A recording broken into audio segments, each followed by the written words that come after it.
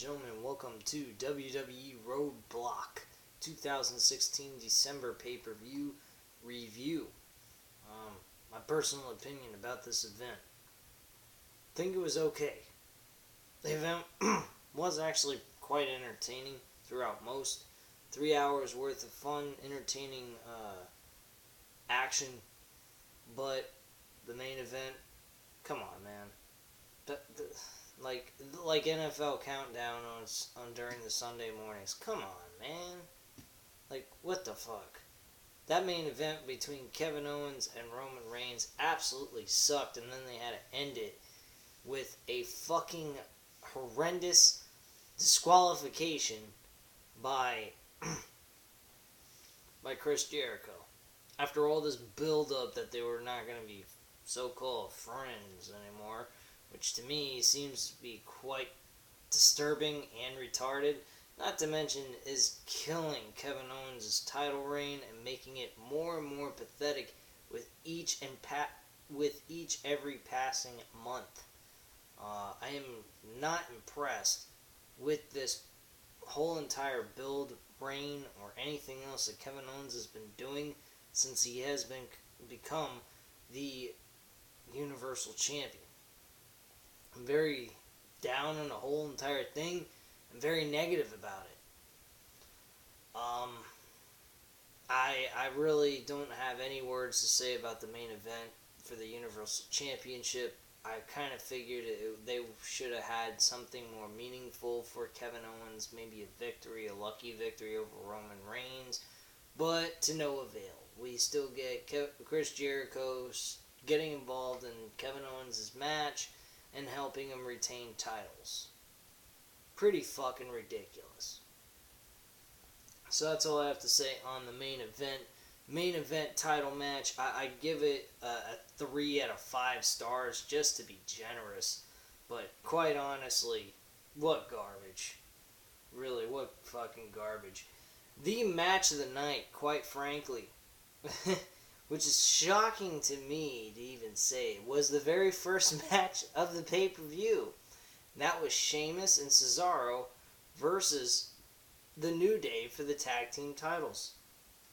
Match was a 4 out of 5 stars. Outstanding fucking match by all competitors involved.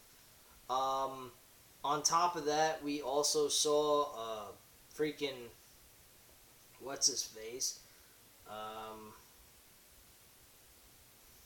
We also got to see Cesaro do something really out of the ordinary, unexpected move. He actually was acting like he was going to tag in Sheamus, and instead did not tag himself in with Sheamus trying to reach for the tag. Instead of acting like he was going to go ahead and leave the apron, he gets in the ring and takes a sacrifice for his team so that Sheamus can do a surprise pin on Kofi Kingston and get the 1-2-3. I was actually impressed by the strategy. It was unexpected. I did not understand what the fuck was going on until the aftermath. So I thought that was pretty damn cool the way they did it. Very good match. 4 out of 5 stars for the very first match of the show. So I was pretty impressed by that. The next match on the pay-per-view was Braun Strowman versus Sami Zayn. This match, I would say, was average at best. It was a 3.5, but it had good storyline development. Especially for Sami Zayn and Mick Foley. Braun Strowman looked like a dominating figure in this match. So I was very impressed at how well it was put together. Match-wise, it wasn't great, but storyline-wise, build-up for them, I thought it was awesome. I think that the storyline build-up was fantastic, but the match itself, for a pay-per-view type quality match, could have been done on Raw, personally. I don't think this match really belonged on a pay-per-view.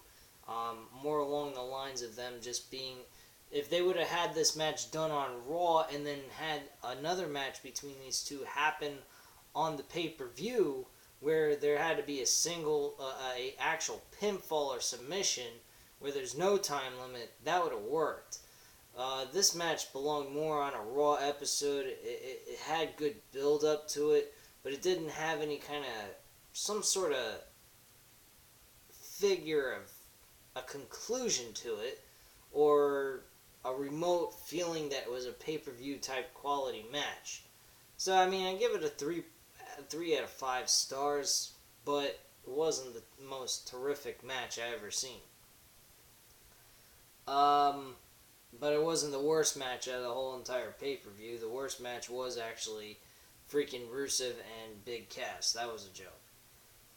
Seth Rollins and Chris Jericho one-on-one. Seth Rollins picks up another victory. Not very surprising in this match. There was a few times Chris Jericho looked like he was going to pick up the victory here, but to no avail. Chris Jericho ends up getting pedigreed with a little bit of outside interference by Kevin Owens, trying to help out his so-called best friend. What's some gay loving going on there, man? These guys are really fucking creeping me the fuck out, and I really kind of wish they'd end this whole friendship deal and start becoming bitter enemies, or just split them two apart from one another. Because it's getting quite annoying watching them two interfere in each other's matches to help the other win. I think it's quite fucking annoying. But that's not here or there. The match itself was a 3 out of 5, well actually 3.5 out of 5 stars. Decent, okay singles competition grudge match, so I wasn't down on this match whatsoever. I was pretty happy and satisfied with this matchup. Rick Swann defending the Cruiserweight title on Triple Threat between TJ Perkins and then Brian Kendrick. Hated this match. 2.5 out of 5 stars. Too short. Not enough development going on in the ring to tell a story for the matchup. There was nothing extraordinary about it. What happened after the match was over, when Rick Swann retained his championship, was more entertaining than the actual match itself. What happened was Neville came down to the ring, acting like he was going to shake Rick Swann's hand. Instead, he beats the living hell out of him, becomes a heel. Beat the hell out of TJ Perkins as well. So this whole new gimmick for Neville is quite interesting. I like the idea, and I think it's a very smart idea on WWE's part to make him a heel at this point. Not to mention, him winning the Cruiserweight title would even brighten up his career a bit more than what he's had since he's joined the main roster. So, and I've been mentioning this for months now, that, Neville should be on the Cruiserweight division and kicking some ass. So should Sami Zayn, but Sami Zayn's, they're doing an okay job with him now that they found something for him to do as being the underdog type of gimmick character, where maybe eventually he becomes a world champion. So, that's all that needs to be said on that. So yeah, that Triple Threat Tag Team match, 2.5 out of 5 stars. I was not impressed with this match whatsoever. Charlotte and Sasha Banks for the Women's Championship in a 30-minute Iron Man match. Don't know why they're calling it an Iron Man match when they should call it an Iron Woman's match. But with that being said, they call it an Iron Man match for 30 minutes. This match was, despite the fact predictable, I have to give them credit. It was a very grueling physical matchup between these two women. I was very impressed of how well they worked together, but my major issue is the predictability. Charlotte once again walked away as a 4-time champion. Where is the entertainment value or unpredictability when you have Sasha Banks winning the championship on Raw episodes and then Charlotte winning the title on pay-per-view events? It takes the whole fun and unpredictability out of the fun of even watches. That's why it ruined this whole rivalry. It wasn't the constant change of the belt, because we seen Rock and Triple H back in the old days, in the Attitude Era of 2000, go ahead and do that, and it was still fun and very unpredictable. A lot of times I was shocked as a kid that The Rock or Triple H would lose their championship so quickly that it was unexpected. So, in all honesty, it does work in this situation. The only problem was they were using Raw and the pay-per-view events as a way of as building blocks leading to this one last encounter between these two women, when in reality it should have been just in pay-per-view type formats. That's just my overall opinion of how I feel about it. Another thing that I did not like about this match that took away some of the really good quality and unpredictability that could have happened during this match is we're coming down to the last minute and 30 seconds. Sasha Banks is sitting in a figure four the whole entire time. And then within, I don't know, about 8 seconds worth left in the match, Sasha Banks is placed in the figure eight, where, Charlotte goes ahead and kind of pushes her body upward, applying more pressure to the leg of Sasha Banks. My issue with that is, if she can manage to go from 1 minute and 30 seconds all the way up to about 8 to 5 seconds more left on the clock, why couldn't she just sit through the rest of the freaking few seconds that was left and just not tap out? That's what I don't understand. That was illogical to me. That makes no sense. Yeah, she was in severe pain, but why, when you know you have a 2-to-1 advantage over your opponent, you would tap out after you've been in the hold for so long to begin with anyway? All she had to do was hold out for another few seconds. But with that being said, Charlotte did win the match in sudden death at the point of the last pinfall or submission. But with that being said, it was still fun and entertaining. I was entertained by this match. It was fun to watch, but the issue with it was just too predictable because of the ending. It would have been a lot better if Sasha Banks wouldn't have tapped out and it just ended with a 2-to-1 victory for Sasha Banks to retain the title. The problem with WWE at this point in time, they're too fixated on records. If they would mention records after they're broken, it would be less predictable, and not to mention a hell of a lot more entertaining and newsworthy to us as a viewer, and take as more meaningful things to us to want to invest our time and interest in. And instead, they just give it away. Why do that? It's not a real sport. It's not real, but they do get hurt and they do end up in physical pain.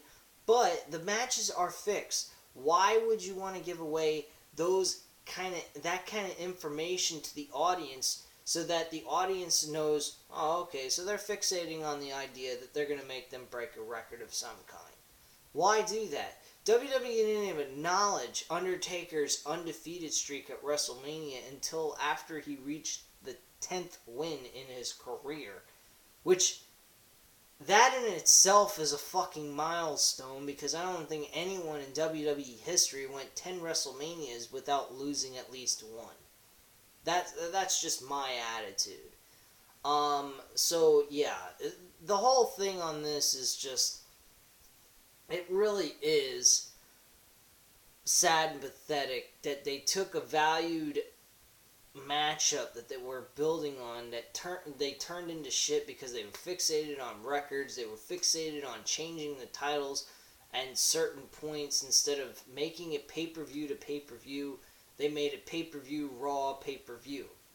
You're not going to get any kind of value out of it. It just makes it absolute crappy and makes it very predictable. But as I've already mentioned, I've said this a gazillion times in the last probably 2 to 3 minutes. So I'm going to move on with things here. Again, this match to me was a 3.5 out of 5 stars. I was very happy and satisfied, though, with the event. I just wish they would have done something a little bit unpredictable in that case. And then the main event, as I already mentioned, this main event sucked. There was nothing worthy to watch. Literally, it could have been a Monday Night Raw main event. That's how sad and pathetic this match really was. I think the match at freaking Monday Night Raw where Seth Rollins was going all around the freaking arena with Kevin Owens was more entertaining than this. This was pathetic, quite honestly. It could have been saved for a Monday Night Raw episode. That freaking match between Sasha Banks and Charlotte belonged more on the main event, despite the fact of it being, well known that Charlotte was going to win the belt back. It was still more entertaining than that fucking main event that they had for the Universal Championship. So with that being said, my overall opinion, very good moments in this event. There were some bad moments. It had its ups and downs. So my overall rating of this show is a 3.5 out of 5 stars. And that's pretty much it. So, ladies and gentlemen, if you liked the video, hit the thumbs up for the video, hit the like button, and also hit the subscribe button and leave your comments and opinions down below. I definitely would love to hear back from you guys about your opinion about this event. Do you guys have the same opinion as I do, or do you have something different? I'd love to hear from you, and thank you very much for watching. I hope you enjoyed the video, and have a great night, guys.